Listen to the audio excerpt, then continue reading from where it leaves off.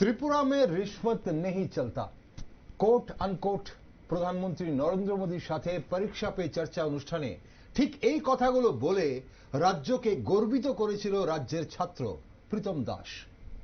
মাস ঘুরতে না ঘুরতেই লক্ষ লক্ষ টাকার বিনিময়ে ডাক্তারি পরীক্ষায় পাশ করানোর দুর্নীতির অভিযোগে আজ দিনভর তোলপাড় রাজ্যের স্বাস্থ্য বিভাগ। আবার কলঙ্কিত হলো ত্রিপুরা মেডিকেল কলেজ, আর সেই দুর্নীতিতে আরো একবার নাম জড়ালো ত্রিপুরা কেন্দ্রীয় বিশ্ববিদ্যালয়ে, যার বিরুদ্ধে আগেই বহু দুর্নীতির অভিযোগ রয়েছে। আরজি করের ছায়া এবার ত্রিপুরা মেডিকেল কলেজে।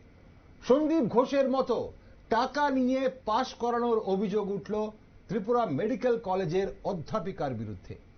অভিযোগ, ফার্স্ট ইয়ারের পরীক্ষায় অ্যানাটমির মতো গুরুত্বপূর্ণ একটি বিষয়ে পাশ করতে পারেনি তিনজন হবু ডাক্তার, যারা আগামী দিন ডাক্তার হবে। এখান থেকেই মূল কাহিনী শুরু।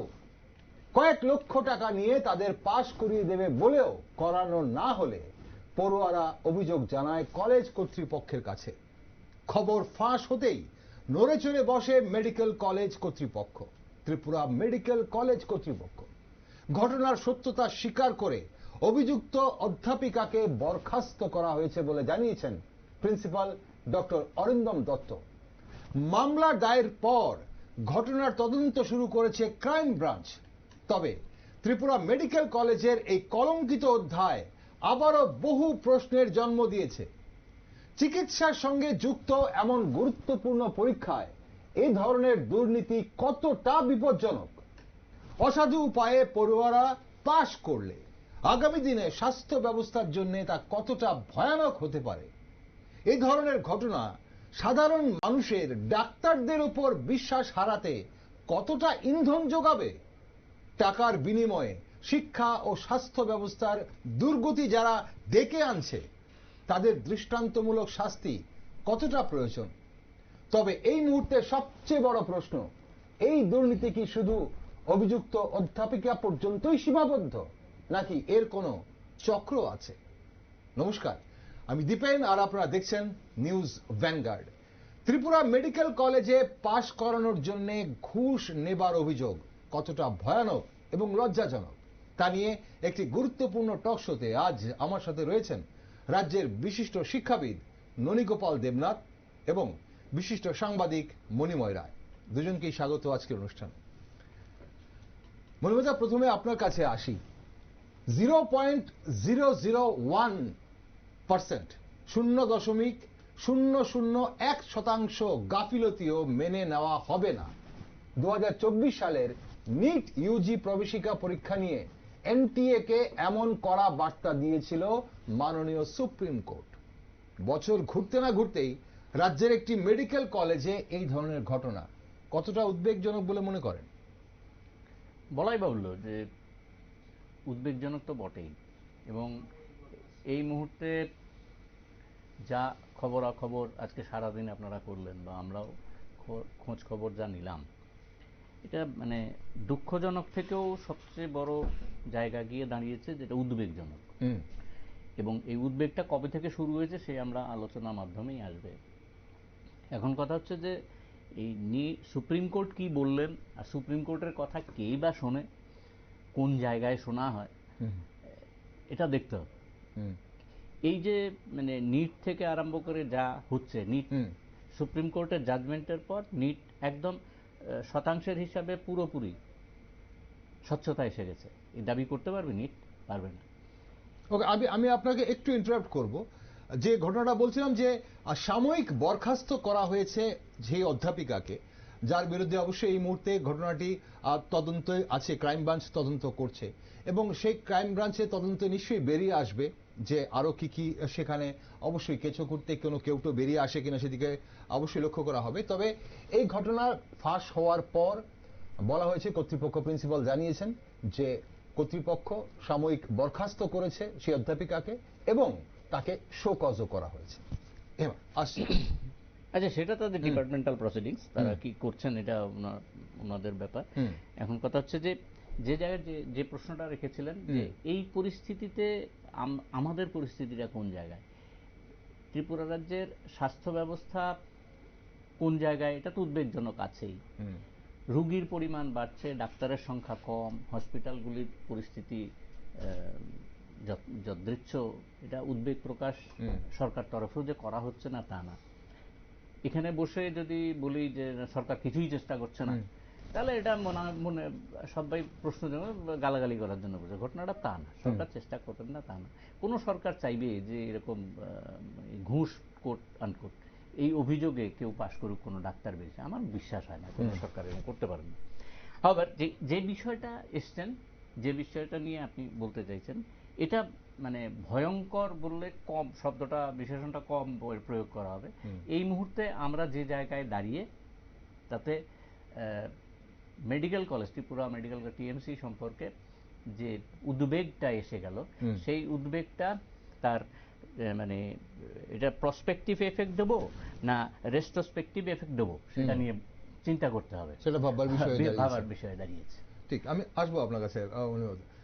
এখানে আমরা যে বলছি যে ঘটনাটা, যেটা আজ দিনভর নিউজ ভ্যানগার্ড তো অবশ্যই আপনাদের চোখের সামনে তুলে ধরেছে, এবং আপনাদের সামনে তুলে ধরেছে এমন একটা ঘটনা যেটা নিয়ে অবশ্যই আপনাদের অনেকেরই হয়তো এই মুহূর্তে একটা ভেতরে একটা উদ্বেগ কাজ করবে যে তাহলে আগামী দিনে যারা আসছে, যারা আমাদের চিকিৎসা করবে, তারা সত্যি কি করছে, একটা সন্দেহ কিন্তু মানুষের মনে প্রবেশ করে যায়।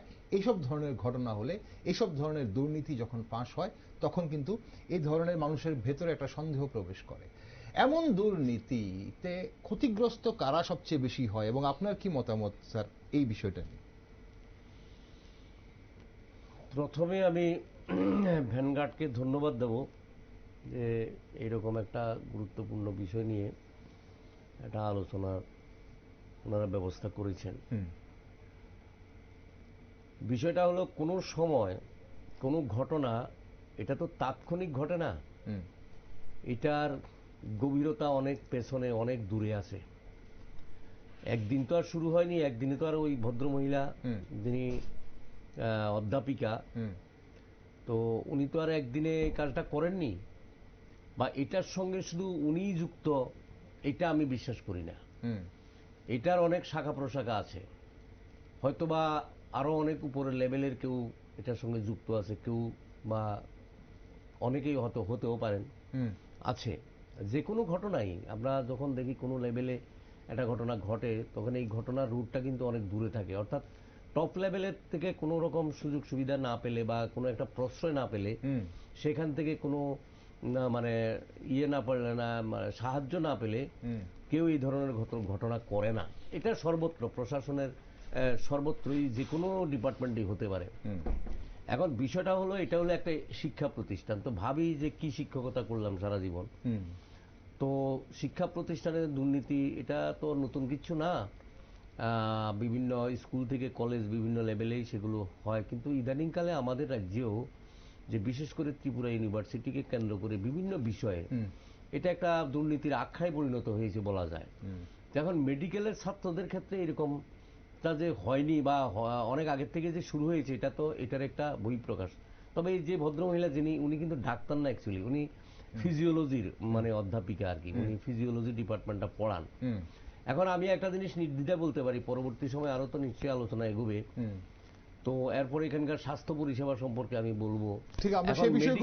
মেডিকেলের যে বিষয়টা, যেটা আপনি আমাকে বললেন যে একটা ছাত্র, সে ভবিষ্যতের ডাক্তার, ভবিষ্যতে মানুষকে শিক্ষা আর স্বাস্থ্য পরিষেবা দেবে, তার মধ্যে যদি এই অবস্থা হয়, সে যদি ঘুষ দিয়ে, টাকা দিয়ে যদি ডিগ্রি অর্জন করে, এবং আমার কাছে যতদূর খবর আছে, খবর মানে কি আমি যতদূর জানি, যেখানে এমনও ছাত্র আছে এখান থেকে বেরিয়েছে, সব ছাত্র না।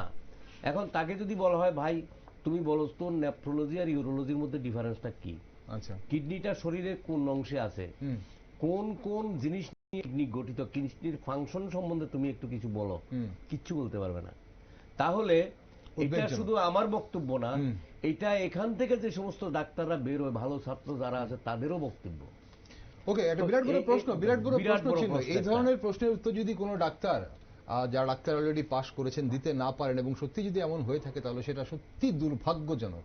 এবং যার জন্য বলছিলাম যে এইসব দুর্নীতির ফলে ক্ষতিগ্রস্ত হয় সবচেয়ে বেশি কারা, সেটা অবশ্যই আপনাদের কাছে জানবো। কিন্তু তার আগে চলুন আরো একবার, আপনারা বহুবার আজ নিউজ ভ্যানগার্ডে এই দৃশ্য দেখেছেন, এই বক্তব্য শুনেছেন, তবু আজ যখন আমরা এই বিষয় নিয়ে কথা বলছি, রাজ্যের দুজন বিশেষজ্ঞ রয়েছেন, একজন শিক্ষাবিদ রয়েছেন, আর একজন শিক্ষাবিদ তো বটেই, অবশ্যই পাশাপাশি একজন সাংবাদিকও। আমরা অবশ্যই কথা বলবো। এই মুহূর্তে আমরা একবার দেখে নেব যে ঠিক কি বলেছেন আমাদের নিউজ ভ্যানগার্ডের প্রতিনিধিদের প্রশ্নের মুখে ত্রিপুরা মেডিকেল কলেজের প্রিন্সিপাল ডক্টর অরিন্দম দত্ত কি বলেছেন। চলুন আরো একবার আমরা শুনি। অসত্য তো বলা যাবে না, অলরেডি বিভিন্ন সংবাদ মাধ্যমে এসছে, এবং বেসিক্যালি দেখুন, ওই কমপ্লেনটা পাওয়ার পর আমাদের অথরিটি অলরেডি ওনার এগেনস্টে অ্যাকশন নিয়েছেন। ওনাকে সাসপেন্ড করা হয়েছে, শোকজ করা হয়েছে। আর আপনাদের যে একটা রিপোর্ট আছে বিভিন্ন ব্যাপারে, এফআইআর ব্যাপারে, ওটাও করা হয়েছে। তা কতজন যারা পড়ুয়া তারা এই অভিযোগটা করেছিল? 3 জন করেছিল। 3 জনের যে লেটারটা, ওটা 3 জনের সাইন ছিল। আর কত টাকা বা মূল্য এই লেনদেনটা হয়েছিল? এগুলি তো এখন বিচারাধীন ব্যাপার, এগুলি বা তদন্তাধীন ব্যাপার, এগুলি আসলে পুলিশ তদন্ত করছে, এগুলি দেখছে। সুতরাং এগুলির মধ্যে আমার মাথায় বক্তব্য রাখা ঠিক হবে না। এটা যে ফ্যাকাল্টি মেম্বারকে মানে বরখাস্ত করা হয়েছে, ওনার নামটা বললে? ওনার নাম প্রফেসর সোমা চৌধুরী, ফিজিওলজির টিচার। আমরা যতটুকু খবর পেয়েছি, ওনার স্বামী ত্রিপুরা কেন্দ্রীয় বিশ্ববিদ্যালয়ের তিনি একজন অধ্যাপক, এবং যদিও আপনার বিষয় না, তথাপি ওনার নামটাও এই ক্ষেত্রে জড়িয়ে গেছে। এই ব্যাপারটা আপনি কতটুকু জানেন? জড়িয়ে গেছে কিনা বলতে পারবো না, সেম বলছে যেটা তদন্তাধীন ব্যাপার। তো ওনাকে আমরা আমাদের কলেজে অনেক কাজ করতেন এক সময়। ওনার নাম কি পায়ন চৌধুরী, চৌধুরী, অতটুকু আমি জানি। স্যার, এই চক্রের সাথে আর কারো যোগসাজশ আছে বলে কি আপনি মনে করেন? আমি সেম জায়গাতে যাব, এটা আমার পক্ষে বলা সম্ভব না। এটা পুলিশ তদন্ত করছে, পুলিশ ক্রাইম ব্রাঞ্চ। এই যে একটা মানে কেলেঙ্কারির বিষয় সামনে এলো, এই বিষয়ে আপনার এই যে টিএমসির একটা গরিবার যে আঘাত লেগেছে, এই বিষয়ে আপনি কি বলবেন? ডেফিনেটলি এটা আমাদের একটা সেটব্যাক বলতে পারি। আমরা কোনোদিন চিন্তা করতে পারিনি এভাবে মেডিকেল কলেজে সামহাও এরকম একটা ঘটনা ঘটতে পারে, বা এরকম কেউ ধরনের মানে প্রসেস চালাতে পারে। আমরা অবাক হয়ে গেছি, এবং সেই জন্যই এটা আমাদের খুব একটা কি বলবো, অবিশ্বাস্য ঠেকেছিল।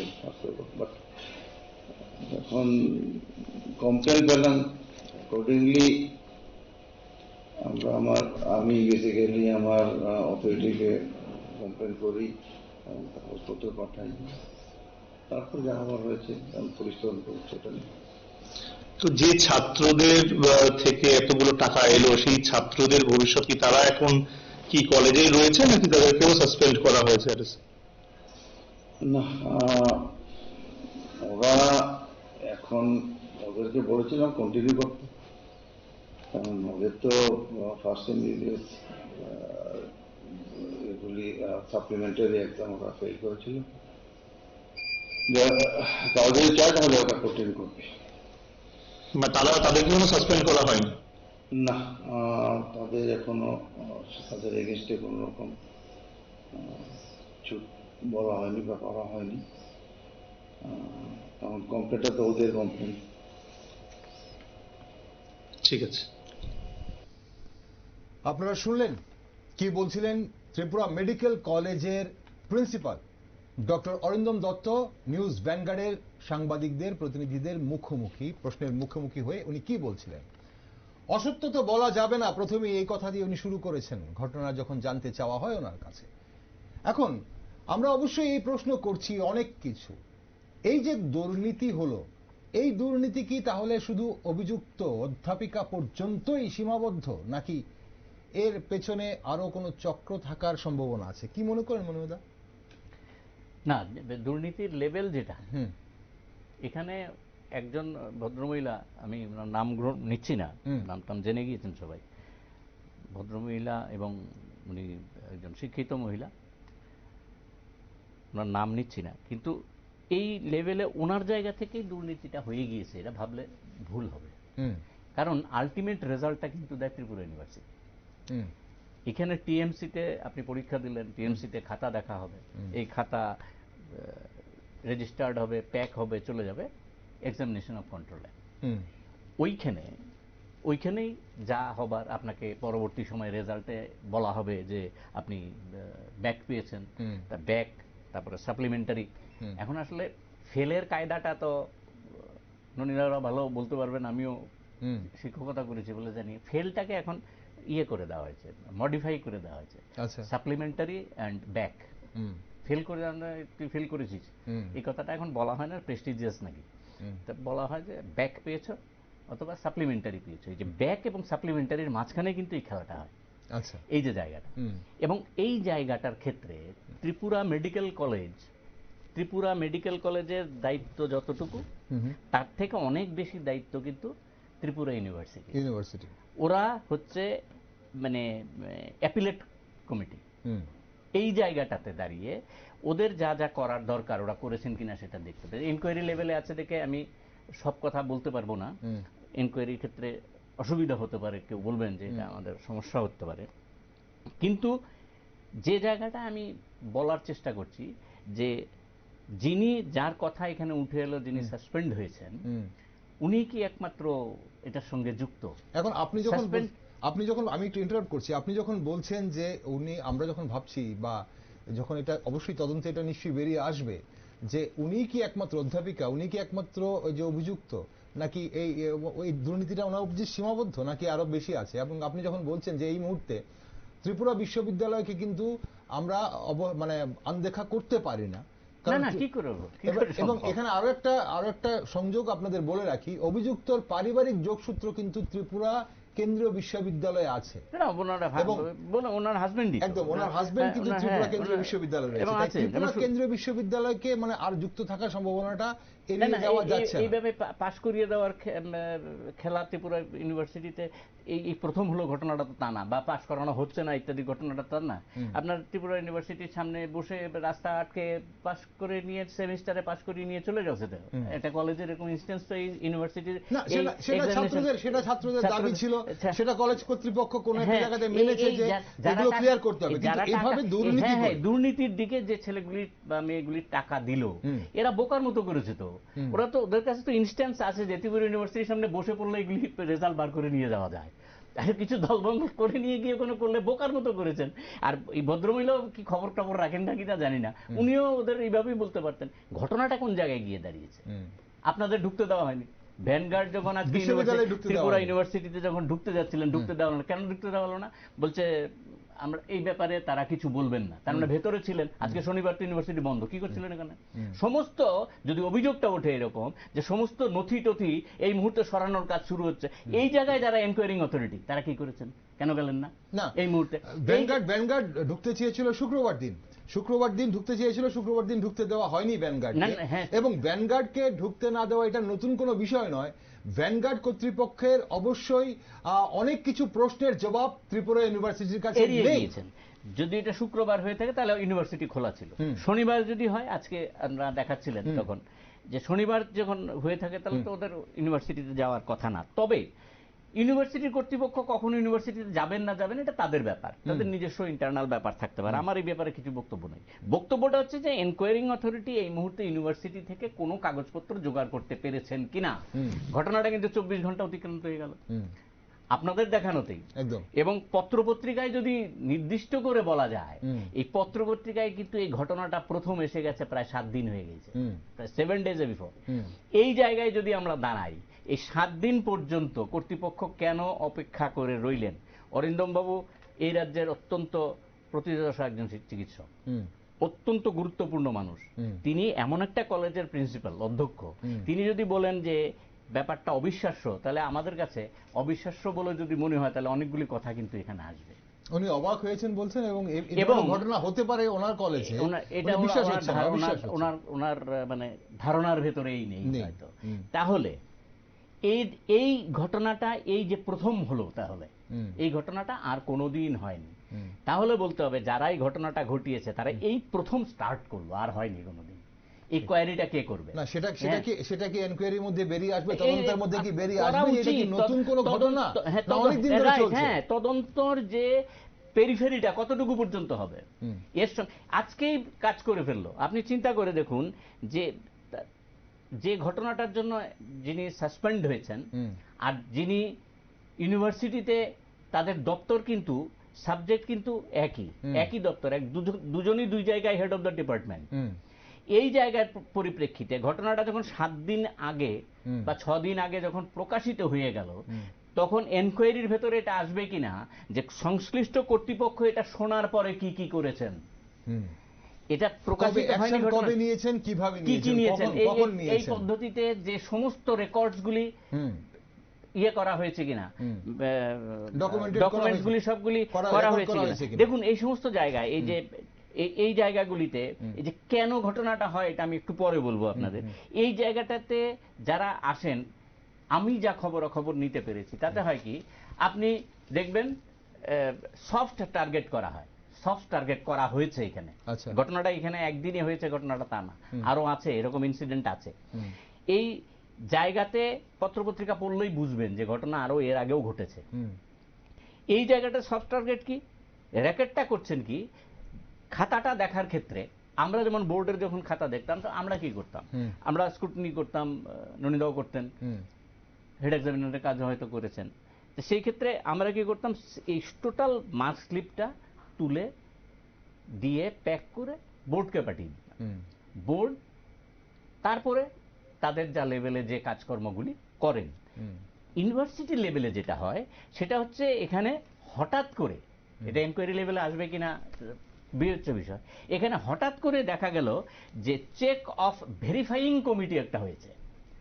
আপনাদের তথ্যের জন্য আমি বলছি, চেক অ্যান্ড ভেরিফাইং কমিটি হয়েছে। কমিটির মেম্বার কারা কারা ছিলেন, এমন তথ্যও এসে গেছে আমাদের কাছে। এমন তথ্য আমরা টোটালি এই তথ্যকে বিশ্বাসযোগ্য না হোক সেটাই আমরা বলবো, কিন্তু এমন তথ্য এসে গেছে যে এই ভেরিফাইং কমিটির অনেকে এসে কি কি ভেরিফাই করেছেন। ভেরিফাই করার পরে তোমার সাপ্লিমেন্টারি এসেছে, তোমার ব্যাক আসতে পারে, তুমি ফেল করে যেতে পারো, এই সমস্ত ভয়গুলি দেখানো হয়েছে বলে অভিযোগ। যারা এনকোয়ারিং কমিটি আছে তারা দেখবেন বিষয়গুলি, তারা দেখে দেখবেন এর জায়গায় কি আছে। এই যে টেবিল চেক ব্যাপারটা, এটা কি পদ্ধতিতে হয়, কার নির্দেশে হয়? ভিসি ভাইস চ্যান্সেলর জানেন না? এমনও তো আপনি ইউনিভার্সিটিতে হাঁটলে এই মুহূর্তে গিয়ে খবর পাবেন যে পরবর্তী ভাইস চ্যান্সেলর যিনি হচ্ছেন তিনিও একই গ্রুপের ভেতরে পড়ে যেতে পারেন, এমন আশঙ্কা রয়েছে। দেখেছেন কি, এমন কি খবর পেয়েছেন আপনারা? দেখবেন আপনি ইউনিভার্সিটিতে হাঁটেন, আমি তো হেঁটে এসেছি, এমন খবরও কিন্তু বেরোতে শুরু করেছে। আমি বিশ্বাস করিনি, কারণ আমার কাছে অথেন্টিকেশন কিছু নেই, কিন্তু দেখতে হবে যে এই যে রটনাটা হয়েছে, যে পরবর্তী ভাইস চ্যান্সেলর যিনি হতে চলেছেন তারও নাম এটার সঙ্গে জড়াচ্ছে কিনা, এই বিষয়টা দেখুক সবাই। আমাদের বিশ্বাস জড়াচ্ছে না। হ্যাঁ, কে আছে না আছে সে পরে, কে আছে না আছে, কেউ চ্যালেঞ্জ করার বিষয় যদি থাকে এটা পুলিশের সঙ্গে চ্যালেঞ্জ করবেন, পুলিশ দেখবে। উদ্বেগজনক ব্যাপার হবে অবশ্যই যদি এমন হয় যে কোন একজন ব্যক্তি যিনি আগামী ভাইস চ্যান্সেলর হতে চলেছেন। হ্যাঁ, তবে ব্যাপারটা চাপা থাকবে না, কারণ এখন তো ভাইস চ্যান্সেলর আছেন একজন, কিন্তু ভাইস চ্যান্সেলরের বক্তব্যটা কি হবে এখন পর্যন্ত আসেনি ত্রিপুরা ইউনিভার্সিটি। এখন ক্রাইম ব্রাঞ্চ তদন্ত করছে। একটা পয়েন্ট আমি বলছি, ত্রিপুরা ইউনিভার্সিটির আন্ডারে এই ত্রিপুরা মেডিকেল কলেজ, ত্রিপুরা ইউনিভার্সিটির আন্ডারে ত্রিপুরার মেডিকেল কলেজ 2025 সালের জানুয়ারি মাসে ঢুকেছে। ঘটনাটা তা না। আর এই যে 3টে ছেলের কথা ডক্টর দত্ত বললেন, অরিন্দম দত্ত যে 3টে ছেলের কথা বললেন, এই 3টে ছেলে যদি পাশ করে যেত, সাপ্লিমেন্টারি এবং ব্যাক পেপার যদি তাহলে ক্লিয়ার করে তাহলে দিত, complain করা হতো না। তাহলে কমপ্লেনই তাহলে আসতো না। এটা ফাঁসি হতো না তাহলে। তাহলে ঘটনাগুলি কি ঘটলো? ফাঁস হয়েছে কেন? ফেল করে দেওয়ার জন্য, ফেল করানোর জন্য। না, তাহলে এখানে মানে টাকা নিয়েও পাস করানো গেল না, এখানে কেন এটা একটা প্রশ্ন থেকে যাচ্ছে। এরা কি মানের স্টুডেন্ট তা কোয়ারির ভেতরে আসবে কিনা, এই এতগুলি প্রশ্ন কিন্তু আপনি যদি ইউনিভার্সিটি লেভেলে বা স্টুডেন্ট অফ মেডিকেল ইউনিটের তাদের লেভেলের মধ্যে যদি যান, এই প্রশ্নগুলি কিন্তু আমাদের না, ওদের মধ্যে আসছে। ঠিক, আমরা অবশ্যই আসবো আপনার কাছে আবার। আমরা যখন কথা বলছি যে ত্রিপুরা মেডিকেল কলেজে এই ধরনের একটা কেলেঙ্কারি বা দুর্নীতি হয়েছে, তখন অবশ্যই মেডিকেল কলেজে মেডিকেল পড়ুয়ারা যারা পাশ করতে পারেনি, তারা পয়সা দিয়ে ঘুষ দিয়ে পাশ করার চেষ্টা করেছিলেন, চেষ্টা হয়নি, ব্যর্থ হয়েছেন, তার জন্য অভিযোগ করেছেন এবং সেই অভিযোগের ভিত্তিতে এত বড় ঘটনা এবং সেটা বেরিয়ে আসে। এখন কথা হচ্ছে, এমনিতেই স্বাস্থ্য ব্যবস্থা নিয়ে অনেক অভিযোগ করেন রোগীর পরিজনেরা। এই ধরনের ঘটনায় রাজ্যের স্বাস্থ্য ব্যবস্থার উপর, বিশেষ করে চিকিৎসকদের উপর কতটা বিশ্বাস হারাতে পারে সাধারণ মানুষ, এবং চিকিৎসক এবং রোগীদের যে সম্পর্ক তা আগামী দিনে ভবিষ্যতে কতটা সুমধুর থাকতে পারে বলে মনে করেন স্যার? আপনার কি মনে হয়? আমি তো আপনাদের ভ্যানগার্ডের পক্ষ থেকে প্রিন্সিপাল মহোদয়ের সঙ্গে যে কথাবার্তা হলো শুনলাম, এবং উনি যে বক্তব্যটা রেখেছেন তার বক্তব্যের মধ্যে ওনার যে শারীরিক ভাষা, এটার মধ্যে কোনো বোল্ডনেস নাই। উনি এমনিতে ডিফেন্সিভ কথাবার্তা বলছেন, আমি যা দেখলাম আর কি, আমি যা বুঝতে পারলাম। এখন ব্যাপারটা হলো, ছাত্ররা কমপ্লেন করেছে বলে বিষয়টা প্রকাশ্যে এসছে। ওরা রিটেন কমপ্লেন করেছে, একদম রিটেন কমপ্লেন করেছেন। আমি আর একটা খবর যেটা পেলাম, যে ওই যে ভদ্রমহিলা অধ্যাপিকা, উনি ওনাকে যখন সাসপেন্ড বা ওনাকে শোকজ করা হয়েছে, আমি শুনেছি শোকজ করা হয়েছে, সাময়িক বরখাস্ত করা হয়েছে। উনি পরবর্তী সময় কি করেছেন, উনি নিজে আবার রেজিগনেশন লেটার একটা দিয়েছেন। এটা একটা খবর আমি পেয়েছিলাম। আচ্ছা, এখন উনি যদি রেজিগনেশন দিয়ে থাকেন, তাহলে উনি কেন রেজিগনেশন দিতে গেলেন হঠাৎ করে আগাম? এটা নিশ্চয়ই ওনার কোনো দুর্বলতা আছে। আচ্ছা, আর দ্বিতীয়ত হলো, এই যে টিএমসি যে কলেজটা, এটা নিয়ে অনেক আন্দোলন সংগ্রাম। আগে এটার যে ফি স্ট্রাকচার ছিল, এখন অনেক গুণ বেড়ে গেছে। টাকা নেওয়া হচ্ছে ছাত্রদেরকে প্রচুর পরিমাণে।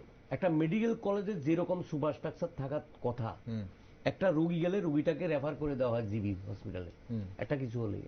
আমি নিজে সাফারার, কিছুদিন আগে আমার বোন মারাও গেছে। সে এত রং ট্রিটমেন্ট, ওর প্রেসার বেড়ে ব্রেন স্ট্রোক করেছে, ওকে দেখানো হচ্ছে অর্থোপেডিকের ডাক্তার।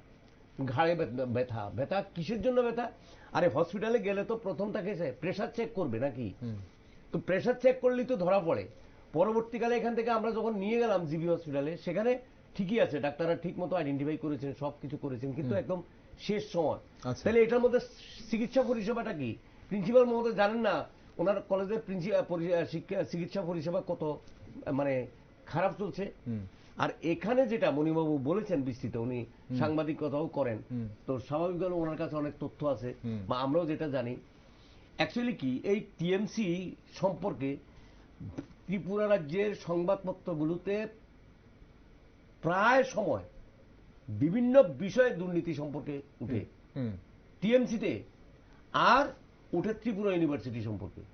ত্রিপুরা ইউনিভার্সিটির এমন কোন সাইড নেই যেটা কোথাও কোনো স্বচ্ছতা আছে। এত খারাপ অবস্থা এটার ভিতরে।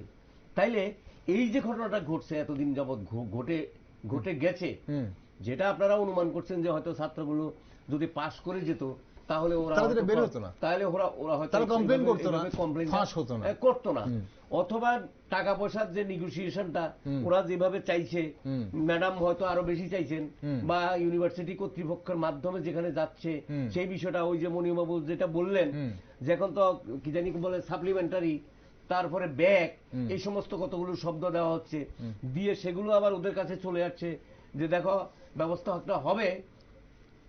আমরা আশঙ্কা করছি, কারণ এইভাবে ছাত্ররা কিন্তু সরাসরি হঠাৎ করে টাকা নিয়ে যেতে সাহস পাবেন একজন ফ্যাকাল্টির কাছে, একজন অধ্যাপিকের কাছে, বা কলেজ কর্তৃপক্ষের কাছে। টাকা নিয়ে যাওয়ার সাহস, এক তো হচ্ছে টাকা নিয়ে যাওয়ার সাহস, 2 নম্বর হচ্ছে টাকা নিয়ে যাওয়ার পরও কাজ যখন হয়নি সাহস জুগিয়ে তার কমপ্লেন করা, এটা কিন্তু বিরাট সাহস জুগিয়েছে।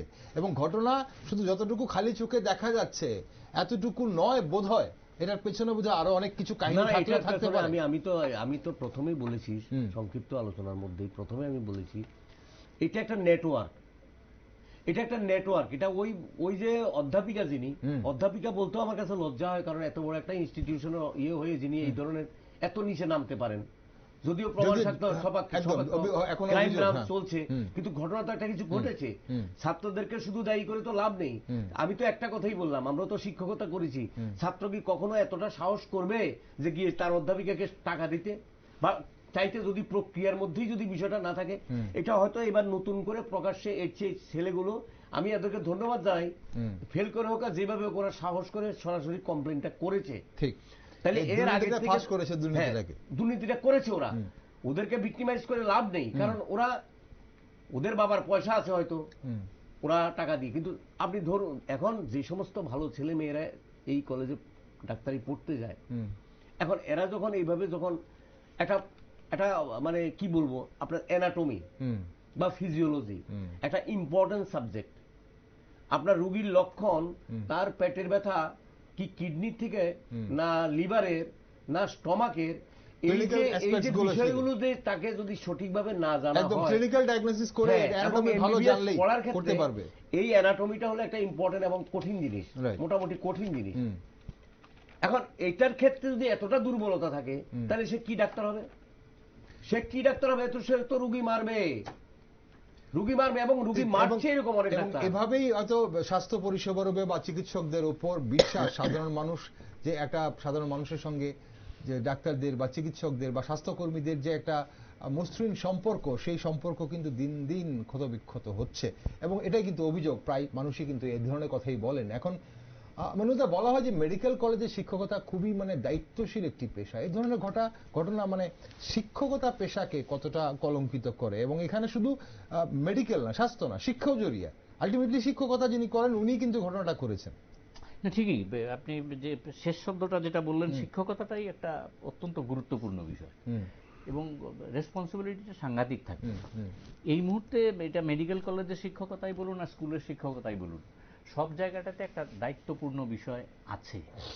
এই মুহূর্তে মানে এই যে বোর্ডের পরীক্ষা চলছে, একটা আপনি আজকে নিউজ পেপার দেখলে, আমরা সাংবাদিকতা করি, আমরাও জানি যে এক ভদ্রলোকের এক অভিযোগ এলো যে ওনার ছেলে পরীক্ষার্থী, যার ফলে উনি প্রশ্নপত্র সহ ওই নিজের গাড়ি চালিয়ে প্রশ্নপত্র নিয়ে আসছেন, আবার খাতাও জমা দেওয়ার জন্য ওনার দায়িত্ব।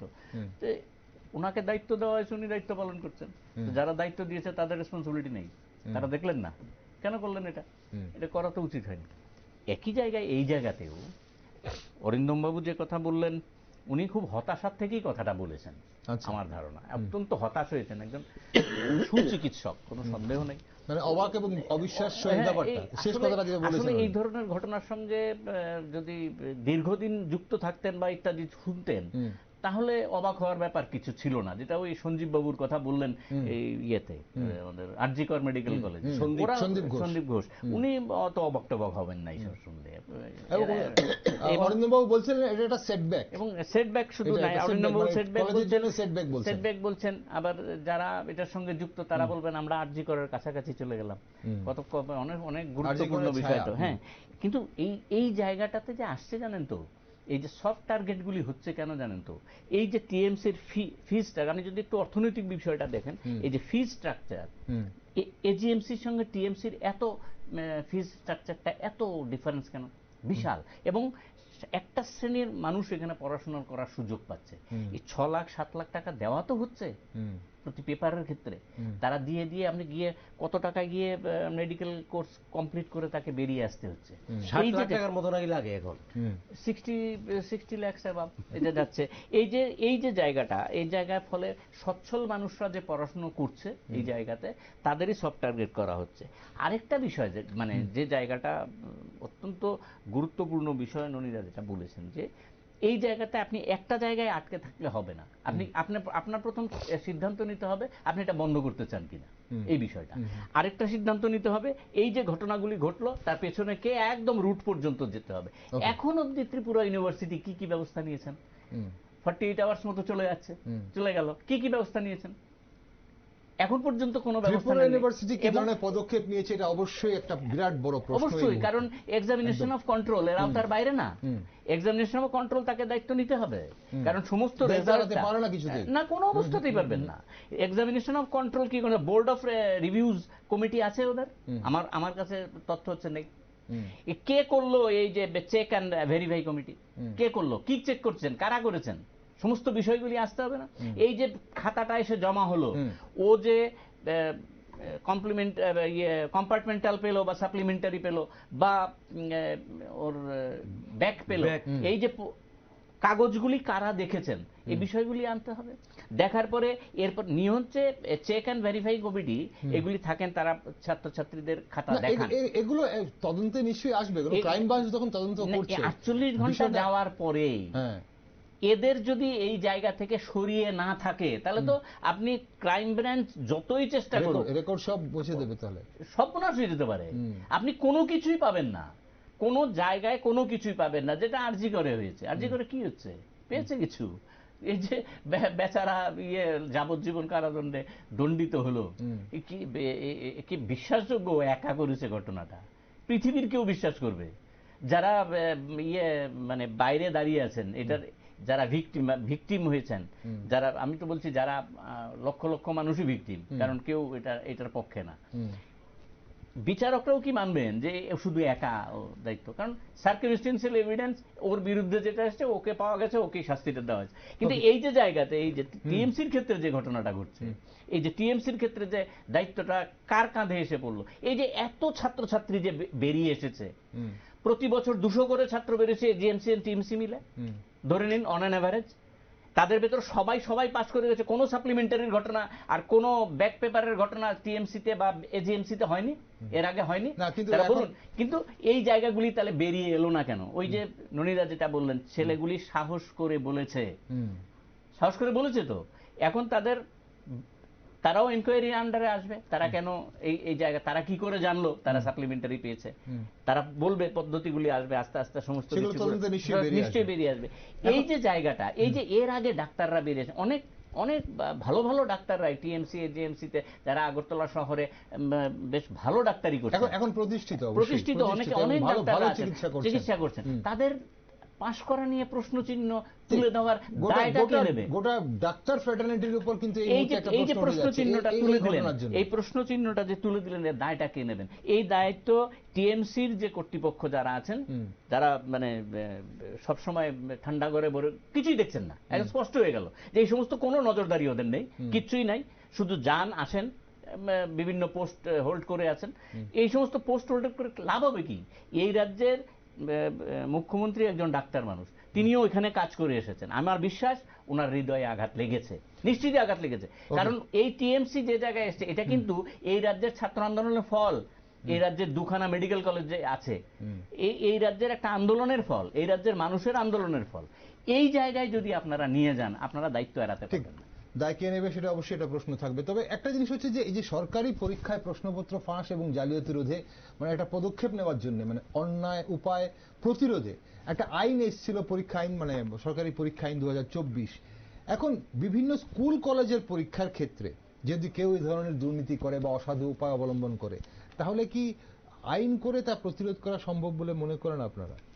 না, বিষয়টা হলো আইন যেমন আছে, আইনের ফাঁকও তো আছে। আইনের ফাঁক বুড়ি, যেমন এটার যে একটা ব্যাপার হলো, এখানে ওই যে ক্রাইম ব্রাঞ্চকে দায়িত্ব দেওয়া হলো। এখন ক্রাইম ব্রাঞ্চ গিয়ে যাওয়ার আগেই যদি ইউনিভার্সিটি কর্তৃপক্ষ সেখান থেকে যে সমস্ত গুরুত্বপূর্ণ যে ডকুমেন্টগুলো আছে সেগুলো সরিয়ে ফেলে বা সেগুলো নষ্ট করে দেয় বা যদি করে, তাহলে আর ক্রাইম ব্রাঞ্চ কি করবে? এবং ক্রাইম ব্রাঞ্চ এটাই করতে পারে। এখন ওই যে ছেলেগুলো যারা 3 জন কমপ্লেন করেছে,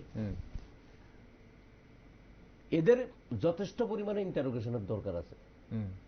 তাদের সাক্ষ্যটাই হলো মেইন। তারা কি পরিস্থিতিতে, কি কারণে তারা এই টাকা দিতে বাধ্য হয়েছে এবং ওরা কেন এইভাবে উৎসাহিত হলো।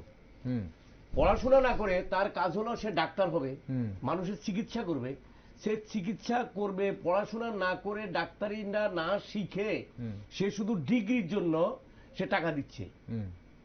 60 লাখ টাকা যদি দিতে ভর্তি হয়, যদি প্রতিটা সেমিস্টারে ব্যাক আর মানে সাপ্লিমেন্টারির জন্য তাকে যদি 4-5 লাখ টাকা করে দিতে হয়, এই প্রক্রিয়াটা নিশ্চয়ই একটা অংশের ছাত্রদের মধ্যে দীর্ঘদিন যাবত চলে আসছে। এবার হয়তো ঘটনাক্রমে ওরা মুখটা খুলেছে যে কোনো ভাবেই হোক। এখন ওরাই বা কেন এটা প্রলুব্ধ হলো, এই কারণে এটার রুটটা কোথায়, এটার রুটটা কোথায় ওদের ধরে। এখন আপনি যে বলছেন আইনের যে ব্যাপারটা বলছেন, আইন তো আছে, ঠিকই আছে, আইন আছে। যেমন কলেজ ইউনিভার্সিটিতে যদি ইফটিজিং করে, সেখানে যদি ছাত্রদেরকে ওই যে কি জানি বলে র্যাগিং করে, তো তারও তো কঠোর শাস্তি আছে। কিন্তু থাকলে কি হবে সেটা প্রমাণ করতে হবে। এখন আমাদের দেশের আইনে প্রমাণ করাটা অত্যন্ত কষ্টকর ব্যাপার, দুরূহ ব্যাপার। আইন যেমন আছে, সে আইনের ফাঁক গড়িয়ে বেরিয়ে যাওয়ার রাস্তাও প্রচুর পরিমাণে আছে। এবং যারা করে এই সমস্ত কাজ, এই যে যিনি যেই অধ্যাপিকা যিনি করলেন বা তার হাজবেন্ড সেখানে, উনিও সেখানে এইচওডি, দেখুন কি রকম ঘটনা। উনি ত্রিপুরা ইউনিভার্সিটির এইচওডি আর উনি হসপিটালের এইচওডি, সাংঘাতিক ব্যাপার সেবা। এখন এইচওডির একটা ডিপার্টমেন্টের একটা এইচওডির যেমন সাংঘাতিক ক্ষমতা, উনি চূড়ান্ত, সেখানেও তো চূড়ান্ত। এখানে এখন দেখতে হবে আরো ইন্টারভেনশন করার দরকার। যারা এই ডিপার্টমেন্টে আরো যে সমস্ত ডাক্তার আছে, এই ফিজিওলজি ডিপার্টমেন্টে বা অ্যানাটমি ডিপার্টমেন্টে যারা টিচিং দেন, এটা তো একজন না, একজন যদি বাকিদের অবশ্যই হেড অফ দ্য ডিপার্টমেন্ট হবে না, ইন্টারভেনশন নিশ্চয়ই হবে, কারণ তদন্ত ওদেরকেও ইন্টারভেনশন করা দরকার। করলে পরে সেখান থেকে বেরিয়ে আসবে। আর সবচেয়ে যদি আটোসাটো করে যদি ধরতে হয়, গভর্নমেন্ট যদি সদ ইচ্ছা থাকে, আমার কাছে অবাক লাগে, সত্যি অবাক লাগে। কারণ কি, এই টিএমসি সম্পর্কে রেগুলারলি পত্রপত্রিকায় উঠে, ত্রিপুরা ইউনিভার্সিটি সম্পর্কে রেগুলারলি পত্রপত্রিকা উঠে। তো আমাদের এই রাজ্যে যিনি শিক্ষামন্ত্রী আছেন বা যিনি গভর্নমেন্ট যারা আছে, কর্তৃপক্ষ যারা আছে, তারা কি করে, তারা বিষয়গুলো নিয়ে তো একটু ভাবনা চিন্তা করা দরকার, যে কেন এই একটা প্রতিষ্ঠান আমাদের রাজ্যের ছেলে মেয়েরাও বারবার কেন টিএমসি নিয়ে অভিযোগ উঠছে, বারবার কেন ত্রিপুরা বিশ্ববিদ্যালয় নিয়ে, ত্রিপুরা কেন্দ্রীয় বিশ্ববিদ্যালয় নিয়ে অভিযোগ উঠছে, সেটা অবশ্যই ভেবে দেখা দরকার। অনুষ্ঠানের সময় ফুরিয়ে গেছে।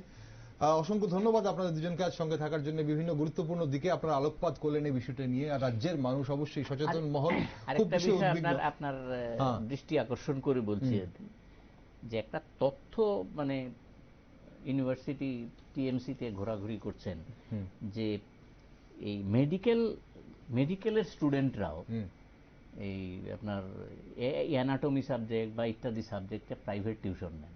আচ্ছা, এই প্রাইভেট টিউশন যিনি করেন, তিনি কি এটার সঙ্গে যুক্ত কিনা? ওকে, আরো একটা গুরুতর অভিযোগ, প্রাইভেট টিউশন করানো হচ্ছে অ্যানাটমি বিভাগে, এবং যিনি প্রাইভেট টিউশন করছেন নিশ্চয়ই তদন্তে উনিও আসবেন কিনা তদন্তের ঘেরাটোপে, সেটা অবশ্যই দেখা হবে। অভিযোগ অবশ্যই। অসংখ্য ধন্যবাদ আপনাদের দুজনকে আজ সঙ্গে থাকার জন্য। দর্শক বন্ধুরা, এক ত্রিপুরা শ্রেষ্ঠ ত্রিপুরা গড়ার লক্ষ্যে কোনো ধরনের দুর্নীতি বরদাস্ত করা হবে না বলেছেন রাজ্যের মুখ্যমন্ত্রী প্রফেসর ডক্টর মানিক সাহা। রাজ্যের সরকারি স্তরে হোক কিংবা বেসরকারি স্তরে, শিক্ষায় হোক কিংবা স্বাস্থ্যে, কোনো ধরনের দুর্নীতি যে বর্তমান সরকার প্রশ্রয় দেবে না তা কিন্তু স্পষ্ট। তাই ঘুষ নিয়ে পরীক্ষায় পাশ করিয়ে দেবার মতো ঘটনা, তাও আবার ত্রিপুরা মেডিকেল কলেজে, ফাঁস হবার পর নড়ে চড়ে বসেছে কলেজ কর্তৃপক্ষ এবং বর্তমানে ঘটনা তদন্ত করছে ক্রাইম ব্রাঞ্চ। সচেতন মহলের আশা, রাজ্য ক্রাইম ব্রাঞ্চ দ্রুত দোষীদের চিহ্নিত করে শাস্তির ব্যবস্থা করবে। দোষীদের দৃষ্টান্তমূলক শাস্তি অবশ্যই আগামী দিন আরো অনেককে হয়তো সতর্ক করবে। আগামী দিনে ঘটনা তদন্ত প্রক্রিয়ার দিকে নজর রাখছি আমরা, আর আপনারা সব খবর দেখার জন্য চোখ রাখুন শুধুমাত্র নিউজ ভ্যানগার্ডে।